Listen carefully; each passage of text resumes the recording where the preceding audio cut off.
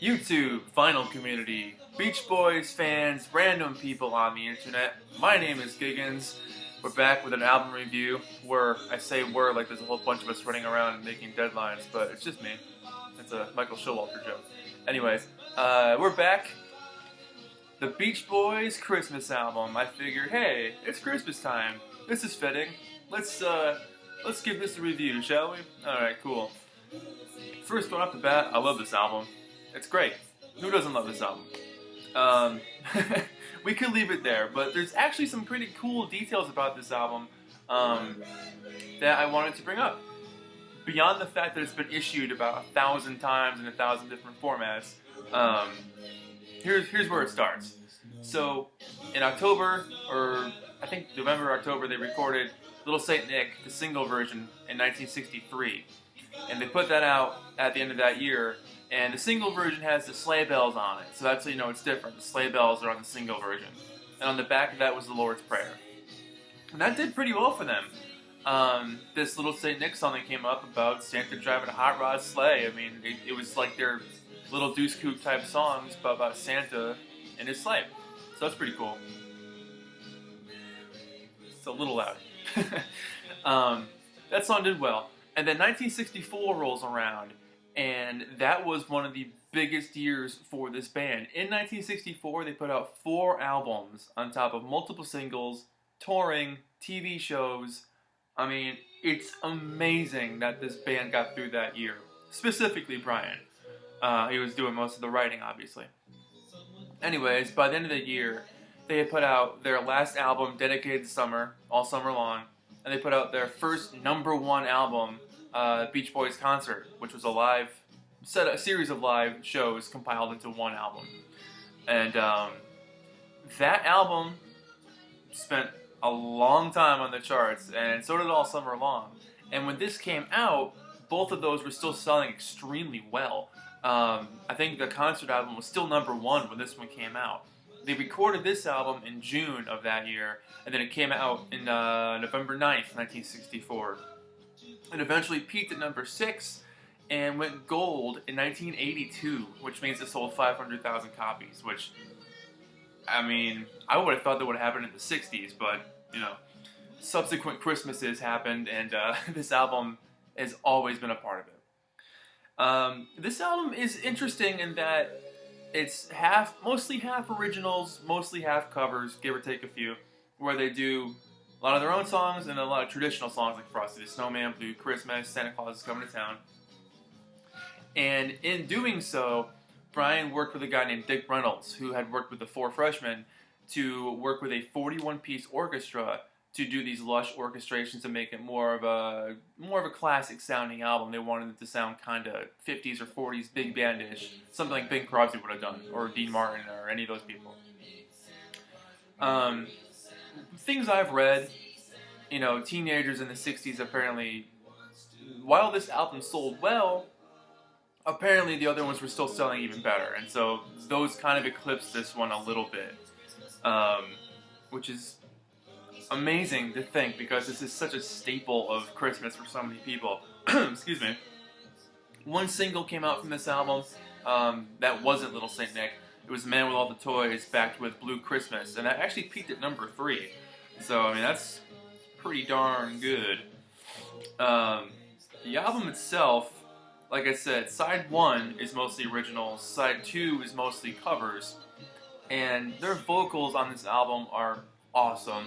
They're on top of their game, they're confident, they're just firing on all cylinders. You know, they were touring all year long, they were coming out with all these albums, they were on top of their game. Their skills were just unmatched in an era when they were competing with the Beatles, and they were basically the #1 band in America. They were the American Beatles.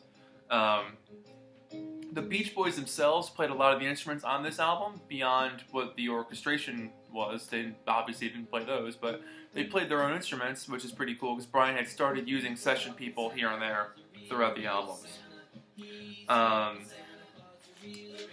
The B-side of holy crap, here we go.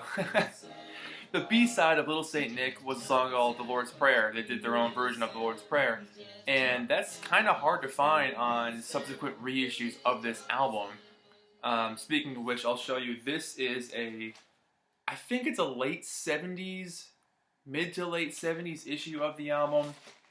But it's on a really cool Blue Capitol Records label, which you don't see that one a whole lot. You see the green one a lot for Capitol's like budget series, but the blue one, this is the only time I've ever seen the blue one. So I don't know if it was like a special holiday thing or that was just how they were printing them at that time. I don't know. Maybe if you guys know more, you can let me know. Unfortunately, I don't own an original copy of this album, but I do have it on this cassette tape from the 80s, and then this cassette tape from the 90s, and then of course it came out with this one in 2004, which is the Ultimate Christmas, which is an excellent set. Very highly recommend this one if you want everything. It's got almost everything. It's missing the Lord's Prayer, but it's got, you know, the whole album, and then some alternate takes, and then it's got the stuff that came out later. So I really wanted to touch on that too, because I feel like it's pretty important. In the late 70s, the Beach Boys wanted to put out another Christmas album, and they thought it would be the way to finish their record label's contract. They could put out a Christmas album and just get rid of it, go on to the next label. The record company didn't like that at all, and they ended up using a lot of those songs for what became the MIU album. And so they had a couple songs picked out, Mele Meleke Maka, which apparently Al had never heard the Bing Crosby version of the song. I mean, they're two different songs, but he never knew that Bing Crosby had written one. And he thought it was interesting that they both had the same title, but they were different stories. Bells of Christmas became Bells of Paris. Winter Symphony was just a song that was kind of floating around at the time that Brian had. Santa's Got an Airplane is a song that was originally called Loop de Loop, Flying on an Airplane, that was unreleased until the late 90s, but it was recorded in 1969, and an Al Jardine production eventually. Al has said that Santa's Got an Airplane is a definitive version of the music, just sonically, it just sounds better, he said. There's also a song called Morning Christmas, which was a Dennis Wilson song, and it's very, very dense, very Dennis Wilson type song, which is interesting too because he was pretty absent during most of MIU, but he really wanted to contribute the Christmas song, so I kind of like that. It's a nice story. Unfortunately, that's about it. There's not a whole lot else to know about that era. Beyond 1974, there's a song called Child of Winter, Christmas song, and that was basically almost all Brian. Well, I mean, the other guys were there too, but it was kind of Brian's idea, and that was basically the only song they put out in 1974 that was new. So in between Holland and 15 Big Ones, that was it. And it was kind of an obscure single because it came out on December 23rd, 2 days before Christmas, which means no one bought it. You know, if you're going to put out a Christmas song or a single, November is usually the best time to do it because people get ready for Christmas and they'll, you know, incorporate that into their playlist as they start listening to music. The other song on here from the 1977 era, I Saw Santa Rocking Around the Christmas Tree, involves a lot of their kids talking and singing in the background, so that's kind of cool. But yeah, this is Christmas with the Beach Boys, also known as Ultimate Christmas in various forms. So we'll do a quick one by one here. Little Saint Nick, that was playing before. Excellent song, you know, Christmas staple at this point on the radio. Classic Beach Boys, great, peppy, fun song. The album version does not have the sleigh bells on it, while the single version does. Man with All the Toys, that was the next single, went to number 3 on the charts. Excellent song. Santa's Beard is a fun song about a character bringing his little brother to meet Santa at the mall and realizing that it's not actually Santa, and they're kind of telling him, like, hey, this guy's just working for Santa. It's cool, man, it's cool. Merry Christmas Baby is an awesome, awesome song, which actually came out as a single in Germany in 1967. Go figure, who knows. Very cool, fun, of its time song. Just seems like a fun teenager type song. Christmas Day, Frosty the Snowman. You know, you get these great arrangements with the Dick Reynolds production background with the doo doo doo doo, all that kind of fun stuff. We Three Kings of Orient they performed that on a TV show. The TV show name is escaping me right now, but they also performed like 5 other songs when they were on that show. They were like the featured guests. Blue Christmas is a solo vocal from Brian, which was like the second time that ever happened on a Beach Boys album. I think the first one was Your Summer Dream on Surfer Girl.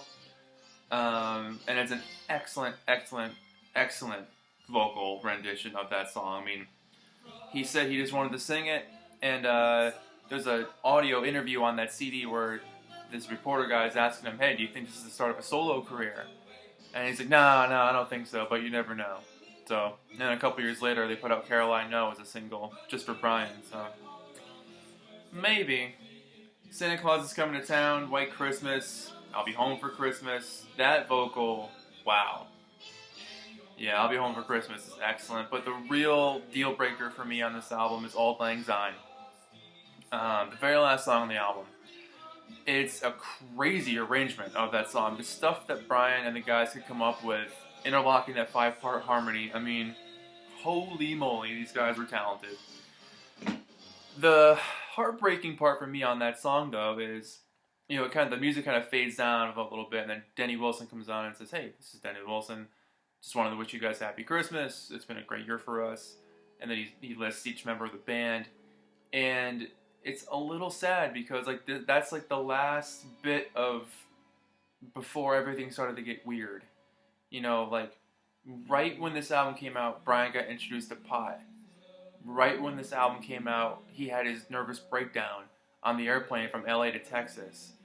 And soon enough told the guys, hey, I'm not going out on tour anymore. I'm going to stay in the studio and record. And, you know, everything started to change. Things got a little more serious. You know, the next album after this was the Beach Boys Today, it's an outstanding, fantastic album. But, you know, this really is like the end of an era. You know, the end of the fun pop Beach Boys before drugs started to get involved and while Brian was still a touring member. So it's almost like them as a unit, you know, on top of their early peak. The 64 was a crazy year for them. They put out so much music. And I think that's why Brian had his breakdown. He just kind of freaked out and couldn't handle the pressure anymore and just said, I gotta stop. Put me back in the studio where I belong. Let me make some of the best music ever. You guys have fun. Go get Glenn Campbell. And then when he doesn't want to do it, get Bruce Johnson. He'll help out. If I had to rate this album, you know, I find myself rating these albums pretty highly because they're really that good. Their vocals are to be cherished. They're to be treasured. You know, this is a warm collection of songs from the heart. And sometimes that's hard to convey in covers. You hear a lot of covers these days of old Christmas songs and they sound like complete rubbish. You know, just these cheesy, soppy, we're trying to make this fun, it's Christmas, you're out shopping. You know, forget all that. Like, you hear this stuff, you hear them do Frosty the Snowman, you believe it. You know, you believe, oh, Frosty the Snowman, the Beach Boys are telling me about it. I get it. I get what they're doing. You know, the Man with All the Toys, Little Saint Nick, they had fun. They created originals and had fun with it. And I think that's what lacks with a lot of current Christmas music. It's not really fun. It's like, here we are as a serious thing, making sure that we get played on the radio and, you know, we're going to make a classic. You know, you don't go in there and make a classic. Classics happen on their own because people enjoy the fun. And fun becomes classic. The Beach Boys Christmas album, I'm giving you a 10 out of 10, buddy. Good job, Little Saint Nick. Good job, Brian and the boys. That's all I gotta say about that one. Thank you so much for watching. Thank you so much for asking for me to review albums, and thank you for commenting. Thank you for sharing. I really do appreciate it. It's amazing that you people out there actually care to hear what I have to say. I love reviewing these albums, and I'm going to keep doing it until I get tired of it, but that might be like 10 or 30 years from now, so we'll see what happens. Beach Boys Christmas album, If you're celebrating Christmas this year, have a good one, have a fun one, have a safe one, have a great time, and Happy New Year. Thanks for watching, guys. My name is Giggins. This has been Album Reviews with the Beach Boys. Christmas album, 1964. Thanks, guys.